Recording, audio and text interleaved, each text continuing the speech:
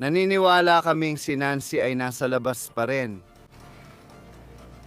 Gusto naming makauwi na siya. Ang aming departamento, ang departamento ng sheriff, kasama ang lahat ng aming mga katuwang sa FBI ay nagtatrabaho ng walang tigil. Ayon sa sheriff, posibleng sa ari-arian ni Nanay Guthrie dinala si Savannah ng 45 minuto. Kailangan naming malaman ng walang pag-aalinlangan na buhay siya at nasa iyo siya. Gusto naming marinig at makinig sa'yo. Pakiusap, makipag-ugnayan ka sa amin. Unang inilantad ng mga autoridad ang detalye ng di umano'y ransom notes. Nandito kami sa kaso ng law and crime. Ako si Chris Stewart.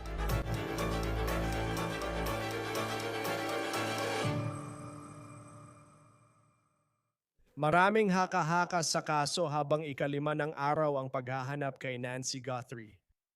May dahilan ba kayong maniwalang buhay pa siya o natatakot kayong baka hindi na siya matagpo ang buhay? Sa totoo lang, natatakot talaga ako doon. Sa tingin ko, lahat naman kami ay ganun, pero ganun talaga. Kumilos kami mula sa paniniwala na hanggat hindi pa namin alam, naniniwala kaming buhay pa siya. Magpapatuloy kaming mag-isip ng ganun hanggang matagpuan siya. Sa press conference noong Huwebes, sinabi ng sheriff ng Pima County na natatakot siyang patay na si Nancy Guthrie. Umaasa pa rin siyang makabalik si Nancy ng ligtas sa pamilya niya. Balikan natin ang bagong impormasyong natutunan kasama ang sinabi ng sheriff tungkol sa ebidensya at ulat sa suspect. Tatalakayin ko pa mamaya ang umano'y ransom notes na ipinadala sa media outlet. Pero sinabi ng FBI na ang sulat na tinugunan ng pamilya Guthrie sa kanilang video kagabi na ipinost sa social media ni Savannah Guthrie ay may deadline na 5 p.m. ng Huwebes. Malamang Mountain Time ngayon, may isa pang deadline sa ransom note ngunit di sinasabi ng FBI kung kailan. Ayon sa ahente, hindi karaniwan sa kidnapping na walang communication sa ganitong ponto. Ngayon, ipinost ng News Nation ang video na nagpapakita ng dugo sa harap ng bahay ni Nancy Guthrie. Kinumpirma ng sheriff sa press conference na ang dugo ay kay Nancy Guthrie. Nasa tapat ng bahay niya. Sinabi rin ng sheriff na nagpadala sila ng iba pang mga piraso ng DNA sa isang laboratorio at ang mga ebidensyang iyon ay kasalukuyang sinusuri pa. Hindi nagbigay ng detalye ang sheriff. Hindi niya binanggit kung may natagpo ang dugo sa loob o paligid ng bahay. Itinanggi ng sheriff ang mga ulat ng sapilitang pagpasok sa bahay. Pero hindi na niya pinalalim kung paano nakapasok ang suspect sa bahay ni Nancy Guthrie. May nagsabi na may sapilitang pagpasok. Wala akong ideya kung saan galing yon. Palagi kaming naging consistent. Hindi namin pinag-uusapan yan kung may sapilitang pagpasok o wala. Hindi talaga namin yan tinatalakay. Kaya hindi ko alam kung saan nakuha ng kahit sino ang impormasyong yon. Huling nakita si Nancy Guthrie sa kanilang bahay noong Sabado ng gabi. Ayon sa sheriff, sumakay si Nancy ng Uber papuntang bahay ng pamilya niya sa Tucson, Arizona bandang 5:30 ng Sabado ng gabi. Pagkatapos inihatid siya pauwi. Narito ang tala ng mga pangyayari na ipinakita ng sheriff sa press conference. Ayon sa sheriff, 48 ng gabi bumukas ang garahe ni Nancy Guthrie, huling nalalamang kinaroroonan niya. Inihatid siya pa uwi pagkatapos ng hapunan sa bahay ng pamilya niya sa Tucson, kung saan nakatira rin ang anak niyang si Annie. Pagkatapos nagsara ang pintuan ng garahe ng 50 ilang minuto lang ang lumipas, kaya sa puntong iyon inaakala mong matutulog na si Nancy. Ang susunod na aktibidad ay napakahalaga sa timeline na ito ayon sa mga autoridad. Ang susunod na bahagi ng timeline na ito ay alas 1:47 ng madaling araw. Linggo, alas 1:47 ng madaling araw. Nawala ang connection ng doorbell camera. Alas 2:12 ng umaga. Na-detect ng software na may tao sa camera pero walang available na video. Wala silang subscription kaya nag-o-overwrite lang to. Paulit-ulit lang ito at natatabunan ayon sa aming analysis team. Hindi pa kami tapos. Gagawin namin ang lahat ng kaya namin. Yan ang sinasabi nito. Nakaka-detect ng tao sa camera. Posible bang hayop yon? Sa tingin ko, oo. Wala tayong video kaya hindi pa rin kami sumusuko. Ayon sa pacemaker app ni Nancy, na-disconnecta ito sa telepono. Kaya may tinatayang 45 minuto kung kailan maaring naroon ang suspect o mga suspect sa bahay ni Nancy. Sinasabi nila na ang mga ulat tungkol sa mga camera na nabasag sa bahay ay mali na ngayon. Sinabi ng sheriff na sinilip ng pamilya si Nancy bago magtanghali nung linggo dahil hindi siya dumating sa simbahan. And pagkatapos bandang 12:03 ng hapon, may tumawag sa Siyam na isang Miyerkules ng gabi, bumalik ang mga pulis sa bahay ni Nancy Guthrie at muling naglagay ng crime scene tape ayon sa video ng News Nation. Naproseso na nila ang bahay ni Nancy Guthrie. Sabi ng sheriff dahil mas marami ng federal law enforcement ang kasali, tumutulong na sila sa kaso at kailangan nilang bumalik para tingnan pa ang karagdagang information. Hindi niya sinabi kung ano yon. Kinumpirma rin ng sheriff na nakumpiska na ang kotse ni Annie, anak ni Nancy. Sabi ng sheriff, normal lang sa proseso ng pagproseso ng ebidensya iyon. Ngayon, ayon sa sheriff, kumakalat na ang mga ulat at ang terminong pangunahing suspect tungkol sa posibleng suspect. Tao ng interes sa kasong ito, ganito ang tugon ng sheriff tungkol dito. Mga suspect. Alam ko maraming balita tungkol sa mga suspect kaya gusto kong maglinaw. Sa ngayon, wala pa kaming natutukoy na suspect o taong interesado sa kasong ito. Ginagawa namin ang lahat para magawa yon pero malinaw na wala pa kaming interesadong tao o pangunahing suspect. Hindi pa kami naroroon ngayon. Dahil dito, hindi sinabi ng sheriff kung may natanggal na silang suspect sa kaso. Kaya malabo pa rin ang usaping yan sa ngayon. Sabi rin ng mga miyembro ng media na nakita nila ang mga miyembro ng law enforcement sa bahay ni Annie Guthrie sa Tucson area. Miyerkules ng gabi rin iyon. At sa unang pagkakataon, sa press conference, tinalakay ng mga autoridad ang ulat ng diumano'y ransom letters na ipinadala sa mga lokal na media sa Arizona at ilang mas malalaking outlet gaya ng TMZ. Sunod, tungkol sa ransom letter, alam namin ang tungkol sa isang ransom letter na ipinadala sa lokal na media at pagkatapos ay sa mga pambansang outlet. Tulad ng sa bawat lead, sineseryoso namin ito. Nakikipag-ugnayan kami sa pamilya at nagbibigay ng payo mula sa law enforcement, ngunit ang decision sa ransom ay nasa pamilya pa rin. Salamat sa mga tumawag at nagbigay ng information. Para sa sino mang may impormasyon, gaano man ito kaliit sa tingin ninyo, mangyaring i-report ninyo ito. Pwede ninyo itong gawin sa 1800 call Federal Bureau of Investigation or tipsfbi.gov. Bago magsimula ang press con, naglabas ang TMZ ng video tungkol sa umano'y ransom letter na natanggap daw nila sa email at isinumite sa FBI. At sabi nila na hiniling ng FBI na huwag ibunyag ang ilang detalye ng ransom letter. Sinabi rin nila na ang sulat ay nagbigay ng particular na deadline, sa katunayan ay maraming deadline, ngunit isa sa mga iyon, ayon sa kanila, ay nalalapit na ngayon. Ang umano'y ransom letter na ito ay may hinihinging malaking halaga ng pera na dapat bayaran sa Bitcoin at ipadala sa isang Bitcoin address na ayon sa TMZ ay nakumpirma nilang totoong Bitcoin address. Pero kung sino ang nagpadala nito, sa ngayon hindi pa natin alam. Sa press conference, binanggit ng FBI ang dalawang detalye na kasama raw sa mga sulat at ito ang mga detalyeng iniimbestigahan nila. May nabanggit doon tungkol sa isang Apple Watch at isang floodlight ngayon. Sa 4 na minutong emotional na video na ipinost kagabi sa social media ni Savannah Guthrie, kung saan nakaupo siya doon, halatang halata at nauunawaan, sobrang lungkot. Kasama niya ang kanyang kapatid na si Annie, pati na rin ang kanyang kapatid na si Cameron. Sa mensaheng iyon, maririnig mong tinatalakay nila ang posibilidad ng artificial intelligence. Handa na kaming makipag-usap. Gayunpaman, nabubuhay tayo sa isang mundo kung saan madaling manipulahin ang mga boses at larawan. Kailangan naming makasiguro na siya ay buhay at nasa inyo siya. Kaya hindi sinabi ng FBI kung may particular na larawan o boses sa ransom note na iniimbestigahan nila. Sinabi rin nilang hindi nila ginawa ang mensaheng inilabas ng Guthrie kagabi.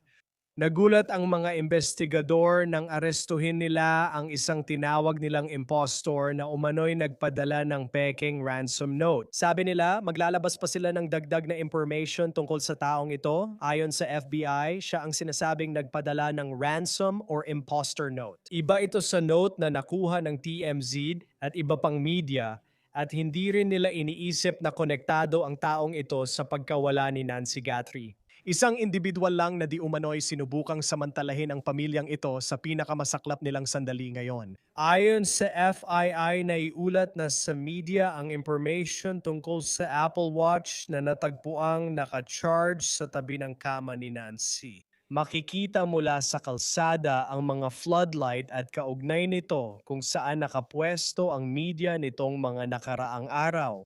Kaya hindi malinaw kung ang mga iyon nga ba ang mga particular na detalye sa mga ransom note na tanging ang isang tao lang na di umano'y may hawak kay Nancy Guthrie or sangkot dito ang makakaalam. Mahalagang tandaan na ipinadala ang ransom note sa media 3 araw matapos kunin si Nancy Guthrie mula sa kanyang bahay na kakaiba. Nakarinig na tayo mula sa kapulisan at eksperto tungkol sa ganitong situation. Binanggit ng autoridad muli ang mahalagang gamot sa kalusugan ni Nancy Guthrie. Naalala mo? Ayon sa sheriff, kung hindi makainom si Nancy Guthrie ng gamot sa loob ng 24 na oras, maaari siyang mamatay. Lumampas na tayo sa oras na iyon. Nag-aalok ang FBI ng $50,000 na gantimpala para sa impormasyon tungkol kay Nancy Guthrie at sa mga may sala. Ayon sa FBI, maaaring magpadala ng information sa 1800 call FBI at tips.fbi.gov. Narito pa ang ilan sa mga sinabi ng sheriff at ng mga autoridad ngayong araw sa press conference na ito.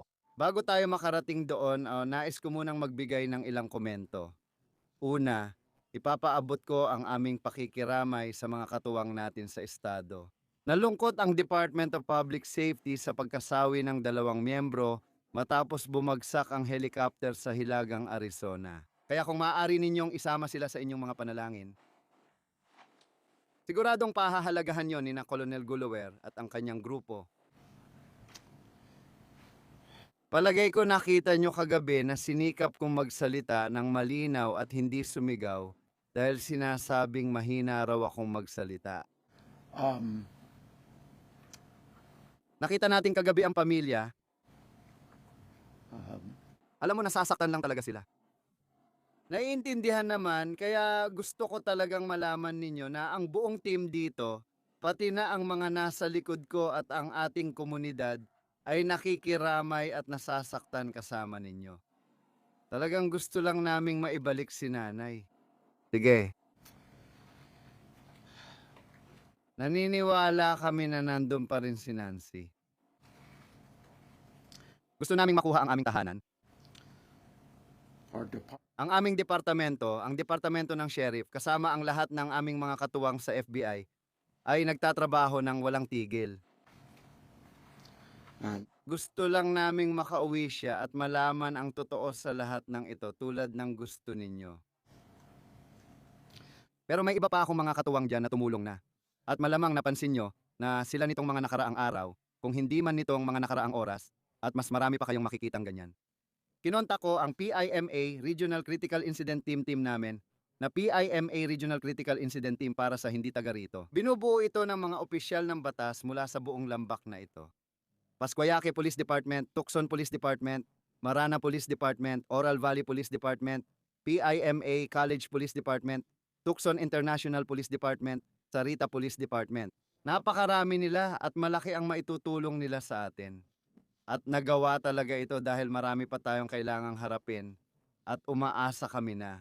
Alam ko na ang Federal Bureau of Investigation ay nagtalaga ng maraming tao para makipagtulungan at magtrabaho sa atin.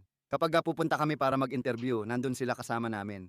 Kapag titingin kami ng ebidensya o magpoproseso ng ebidensya, nandoon din sila kasama namin. Ibinabahagi namin ang bawat piraso ng impormasyon, lahat ng datos na kaya namin para maresolba ang kasong ito. Mahalaga na alam at nauunawaan ng mga kasamahan ko sa pagpapatupad ng batas ang kanilang tungkulin dahil malaki at komplikado ang investigasyon na maraming gumagalaw na bahagi. At nasa yugto na kami ngayon kung saan minsan ay naghihintay kami. Tama, Naghihintay kami ng pagsusuri, naghihintay kami ng mga ulat mula sa laboratorio. Kahit ganun, kapag mabilis bumalik ang resulta, pinili namin agad ang sa tingin naming pinakamagandang DNA target. Minadali namin ang proseso at nakuha ang ilang resulta. Kaunti lang ang nangyari. Alam nyo na siguro ang tungkol sa dugo sa porch. Isa yon sa mga ginawa namin. Lumabas na kay Nancy yon. Alam namin yan pero may iba pang naisumate na. Wala pa kaming natatanggap na resulta. Pero habang naghihintay, hindi lang kami nakaupo at walang ginagawa. May ilang lead kaming natanggap kaya dinala namin ang FBI at PIMA Regional Critical Incident Team para makalabas kami at maasikaso agad ang mga lead na ito sa lalong madaling panahon. At bawat isang lead ay sinusuri. Bawat isa sa kanila, kaya naghahanda kami. Malamang may mga tanong kayo tungkol sa mga nakita ninyo nitong mga nakaraang araw. Masaya kong sasagutin ang mga iyon sa tamang oras. Ang totoo, tungkol talaga ito sa pagpapalabas ng aming katuwang doon. Noong unang gabi, Sabado, kami lang ang nandoon. Mula noon, nagtanong ang FBI at iba pa kung pwede nilang makita iyon. Yun ang nakikita ninyo ngayon. Mahalaga ang kasong ito para sa akin, sa aking team, sa komunidad, at lahat ng katuwang sa batas. Mga suspek, alam kong marami nang lumalabas tungkol sa mga suspek at gusto kong maging malinaw. Sa ngayon, wala pa kaming natutukoy na suspek o taong interesado sa kasong ito.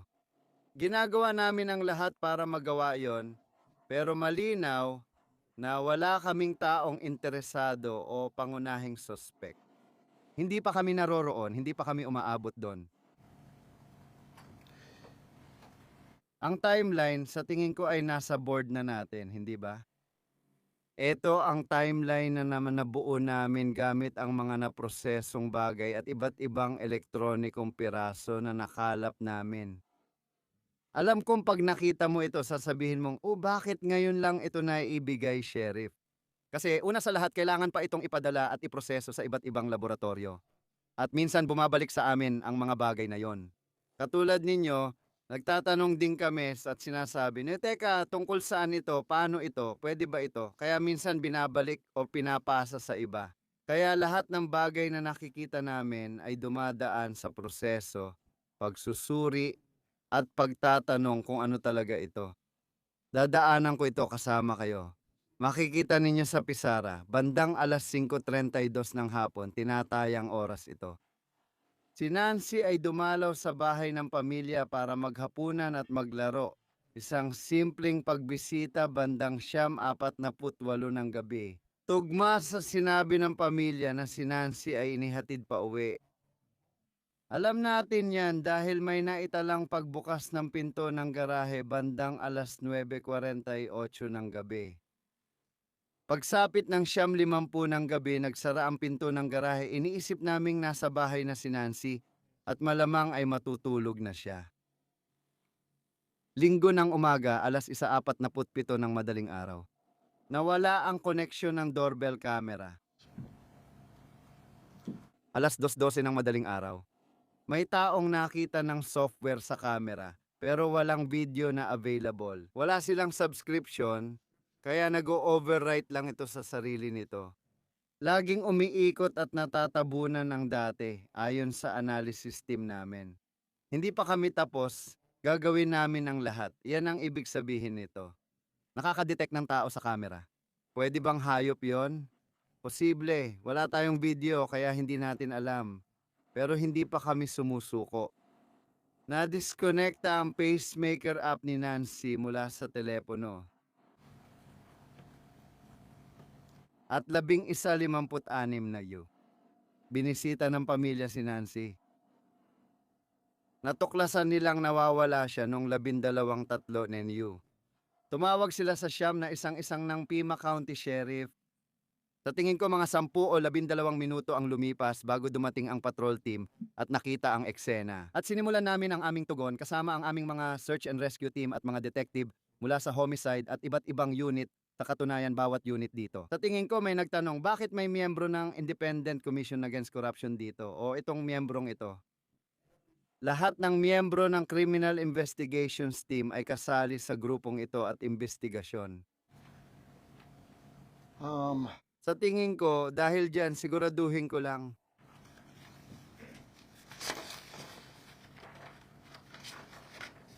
Gusto ko lang linawin ang ilang bagay na baka nagawa ko na at oo, napag-usapan ko na ang dugo. Sa harap ng pinto, yung camera ng doorbell, tinanggal ito.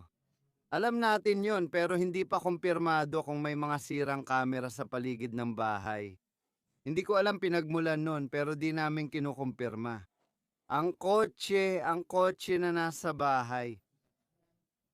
Normal ito sa investigasyon, kasama sa search warrant eksena at utos ng korte. Inilalabas namin at ginagawa ang proseso gamit ang sasakyan. Uber. Nakipag-usap kami sa isang driver dahil si Nancy, nalaman namin, ay sumasakay ng Uber papunta sa bahay ng pamilya, ang anak na babae, para sa hapunan. Natuntun namin ng driver, nakausap siya at nakuha ang impormasyon. Ang bahay, kayo na ang bahala dito. Sa tingin ko, sa pag-follow up, may nagsabi raw na nakita ang team doon kagabi o kahapon. Yun din ang binanggit ko kanina. Gusto ng mga kasosyo natin na makita at suriin mismo ang mga bagay-bagay. Palagi naming sinusubaybayan at tinatanong ang estado ng mga bagay, kaya gusto naming balikan at suriin muli ang ilan dito. Ikaw, ito pa pala ang isa pang bagay. May nagsabi tungkol sa sapilitang pagpasok pero wala akong alam tungkol dito.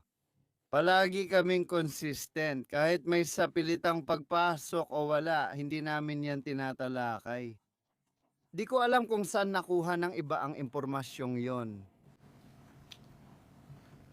Sa tingin ko, tapos na ako sa bahagi ko rito. Ipapakilala ko na, aakyatin ko na rito.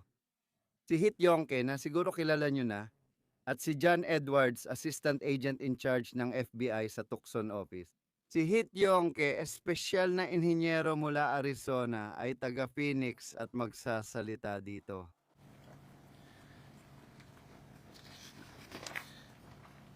Salamat, Sheriff. Kumusta? Ako si Hit Yongke, ang espesyal na ahente na namumuno sa Phoenix Division ng FBI. Una, nais kong ipabatid sa pamilya Gatre ang aming pakikiramay. Matapos mabasa ang mensahe ninyo kagabi, malinaw na may pinagdadaanan kayong sakit ng pamilya. Ginagawa namin ang lahat para maibalik ang inyong ina. Ang Federal Bureau of Investigation ay katuwang na ng Pima County Sheriff sa kasong ito. At sisimulan natin ngayon sa pamamagitan ng pag-aanunsyo ng gantimpalang $50,000 para sa impormasyong magdudulot sa pagkakabalik ni Nancy Guthrie. At or ang pag-aresto at pagkakakulong ng sinumang sangkot sa kanyang pagkawala. Narito ang listahan ng mga nawawalang tao na may gantimpala. Ang Federal Bureau of Investigation ay may mga ahente, analyst at professional na empleyado na nagtatrabaho araw-gabi kasama ang Sheriff's Department. Nagpadala kami ng dagdag na intelligence at ahente mula Phoenix Office, pati na rin ang Critical Incident Response Group mula Quantico, Virginia. Narito ang aming Cellular Analysis Survey Team na patuloy nangongolekta at nagpoproseso ng digital na impormasyon. Palagi naming nire-review ang impormasyon mula sa iba't ibang digital na pinagmumulan gaya ng mga bangko, social media, kumpanya ng telepono at iba pang organisasyon kung saan nakuha ang digital footprint. Ang mga informasyong ito ay nagbibigay ng data at tumutulong buuin ang larawan. Patuloy kaming kasama sa komunidad habang iniimbestigahan ito kasama ang mga katuwang. Narinig nyo kami kagabi, babalik kami ngayon. Hinihiling ko sa media na bigyan ng sapat na espasyo ang aming mga investigador para magawa nila ang kanilang trabaho habang naroon sila. Tungkol naman sa ransom letter, alam naming may sulat na ipinadala sa lokal na media at sumunod sa mga pambansang outlet. Seryoso naming tinatrato ang bawat lead. Nakikipag-ugnayan kami sa pamilya at nagbibigay ng payo mula sa pananaw ng batas. Ngunit desisyon pa rin ng pamilya ang anumang gagawin tungkol sa ransom. Salamat sa komunidad na tumawag at nagbigay ng information. Para sa sino man dyan na maaring may impormasyon, gaano man ito kaliit sa tingin ninyo, mangyaring i-report ninyo ito. Pwede ninyong gawin ito sa pamamagitan ng pagtawag sa 1800 Call Federal Bureau of Investigation or sa tpsfbi.gov. Ang susunod kong mensahe ay para sa mga nagpapanggap na sinusubukang samantalahin at pagkakitaan ang sitwasyong ito, iimbestigahan namin kayo at sisiguraduhin naming mananagot kayo sa inyong mga ginawa. May inaresto na kami kaugnay ng nagpapanggap na humihingi ng ransom at ihaharap siya sa hukom mamaya. Maaari kayong kumuha ng dagdag na impormasyon mula sa FBI at United States Attorney's Office sa Arizona kapag available na ito. Para sa sino mang maaring sangkot. Gawin mo ang tama. Ito ay isang 84 anyos na lola. Isang 84 anyos na lola ang nangangailangan ng gamot para sa kalusugan niya. May oras ka pang itama ito bago lumala at mas mapahamak ka. Pakiusap, ibalik niyo na si Nancy sa kanyang tahanan. Salamat. Iyan na ang pagtatapos ng kaso na inilahad ng Law and Crime. Mag-subscribe kayo sa amin sa YouTube at Spotify at ngayon mapapanood nyo na rin ang mga episode ng On the Case sa Peacock. Ako si Chris Stewart. Kita tayo sa susunod.